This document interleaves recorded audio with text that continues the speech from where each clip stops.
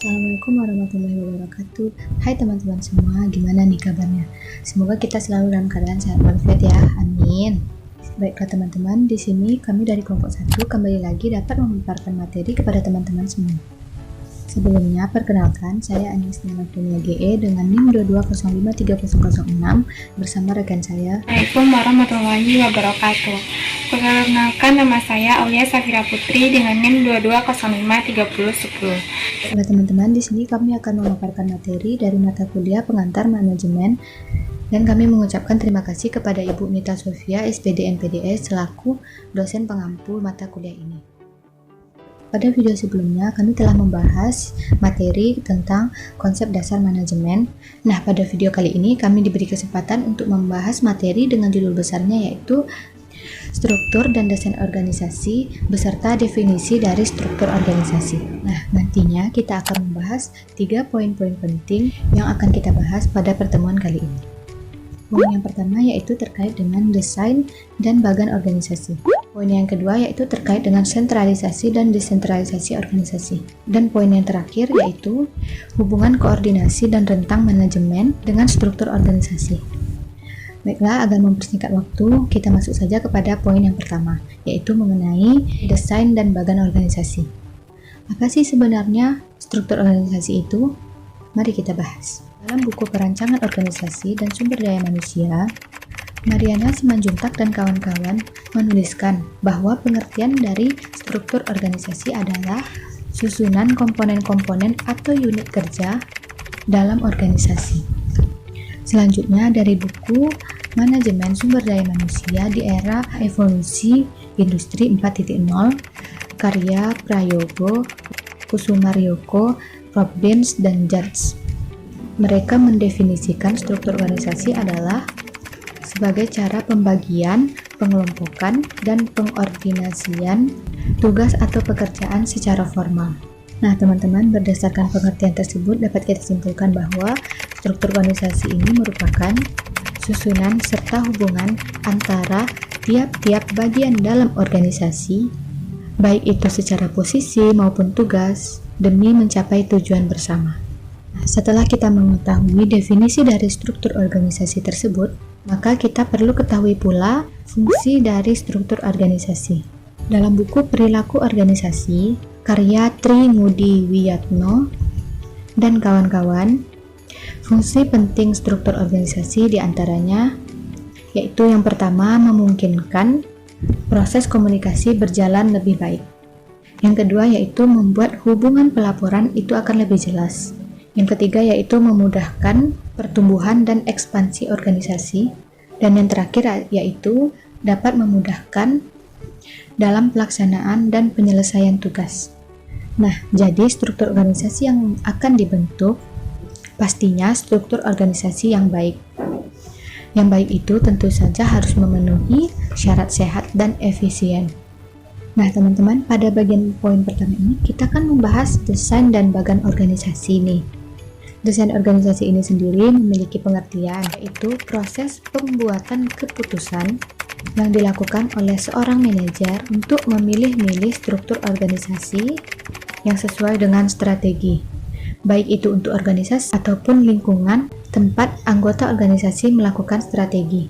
Sedangkan bagan organisasi atau struktur organisasi adalah diagram yang menyampaikan struktur internal perusahaan secara visual dengan menjelaskan peran, tanggung jawab, dan hubungan antar individu dalam suatu lembaga ataupun organisasi. Nah, dalam bagan organisasi terbagi pula menjadi beberapa jenis.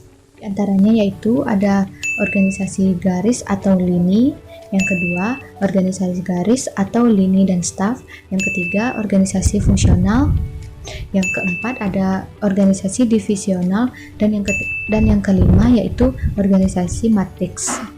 Oke, kita akan membahasnya satu persatu. Yang pertama yaitu organisasi garis.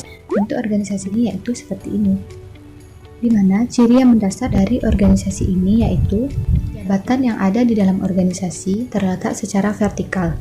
Ciri lainnya yaitu seperti tujuan organisasinya masih sederhana, Jumlah karyawannya masih sedikit, hubungan antara pimpinan dan bawahan cukup dekat dan sering berkomunikasi. Organisasi ini termasuk perusahaan kecil, alat-alat produksi yang digunakan dalam organisasi ini belum terlalu canggih dan juga beraneka ragam.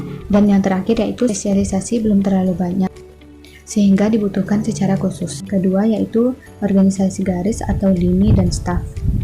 Bentuk organisasi ini yaitu seperti ini, di mana ciri-ciri organisasi ini adalah pertama yaitu termasuk dalam organisasi besar dan kompleks. Yang kedua, daerah kerjanya yang cukup luas. Yang ketiga, jumlah karyawannya yang banyak. Yang keempat yaitu hubungan antara pimpinan dan karyawan tidak terlalu kenal dan dekat. Yang kelima, hubungan kerjasamanya tidak bersifat langsung. Dan yang keenam, yang terakhir yaitu spesialisasinya beragam. Selanjutnya yaitu organisasi fungsional dengan ciri-ciri. Yang pertama yaitu termasuk dalam organisasi kecil, adanya kelompok kerja staf ahli, selanjutnya spesialisasi dalam pelaksanaan tugas, lalu target organisasinya jelas dan pasti, dan yang terakhir yaitu pengawasannya ketat. Berikutnya yaitu organisasi divisional. Organisasi divisional adalah struktur yang melakukan pengelompokan berdasarkan pada kesamaan produk, jasa atau servis atau layanan, pasar, dan letak geografisnya. Ciri-cirinya yaitu, yang pertama yaitu biaya distribusi yang dikeluarkan oleh organisasi cenderung tinggi dan mudah membengkak. Yang kedua yaitu unit kerja akan terpisah dari induknya. Yang ketiga, otonomi akan lebih terbatas karena dipecah menjadi bagian-bagian yang kecil. Yang keempat yaitu pimpinan di struktur ini itu manajer divisi yang bertanggung jawab atas unit yang dipimpinnya. Yang kelima yaitu induk perusahaan dalam struktur ini yaitu berfungsi sebagai pengawas internal yang mengawasi setiap pekerjaan masing-masing divisinya. Dan yang terakhir yaitu seorang manajer di dalam struktur ini memiliki kendali untuk mengambil keputusan. Dan yang terakhir ialah organisasi matriks. Organisasi matriks merupakan struktur perusahaan di mana tim melapor kepada sejumlah pimpinan. Ciri-ciri dari organisasi ini yaitu pimpinan adalah posisi tertinggi dalam organisasi ini. Yang kedua, tidak menekankan pada struktur hierarki. Manajer proyek memiliki kewenangan secara horizontal. Keempat, adanya rantai komando ganda di mana anak buah memiliki lebih dari satu manajer proyek. Yang terakhir yaitu adanya pelaporan ganda, di mana anak buah melapor kepada pimpinan, fungsional, dan manajer proyek. Nah, selanjutnya kita akan membahas poin kedua yaitu terkait dengan sentralisasi dan desentralisasi organisasi.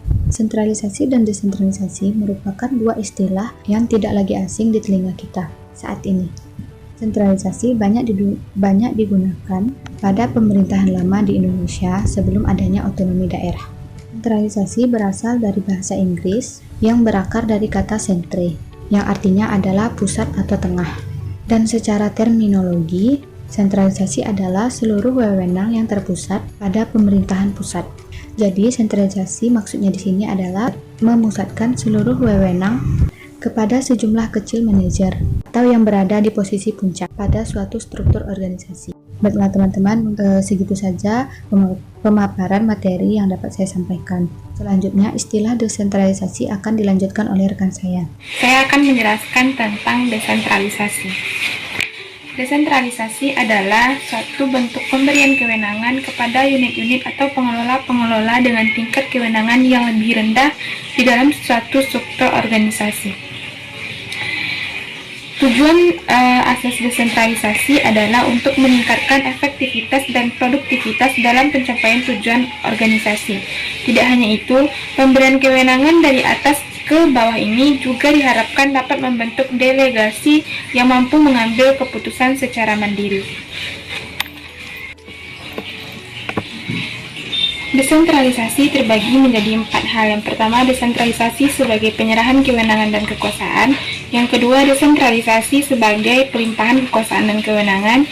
Yang ketiga, desentralisasi sebagai pembagian, penyebaran, perencanaan, dan pemberian kekuasaan dan wewenang. Dan yang keempat, desentralisasi sebagai sarana dalam pembagian dan pembentukan dalam pemerintahan. Ada kekurangan dan kelebihan desentralisasi. Kekurangan desentralisasi yaitu yang pertama, mengurangi peran pemerintahan pusat karena sudah dikelola oleh pemerintah daerah. Yang kedua, mendorong pemahaman kedaerahan. Yang ketiga, perbedaan kebijakan tiap daerah. Karena memegang wewenang sendiri, tiap-tiap pemerintah daerah dapat memiliki kebijakannya tersendiri dan berbeda dengan daerah lainnya.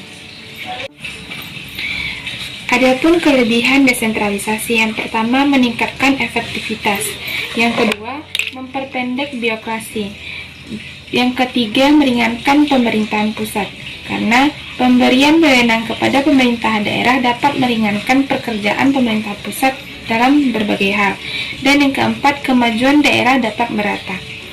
Ada beberapa contoh penerapan sistem desentralisasi. Yang pertama, desentralisasi pemerintahan daerah. Saat ini, Indonesia menganut desentralisasi dari pemerintahan pusat ke pemerintahan daerah.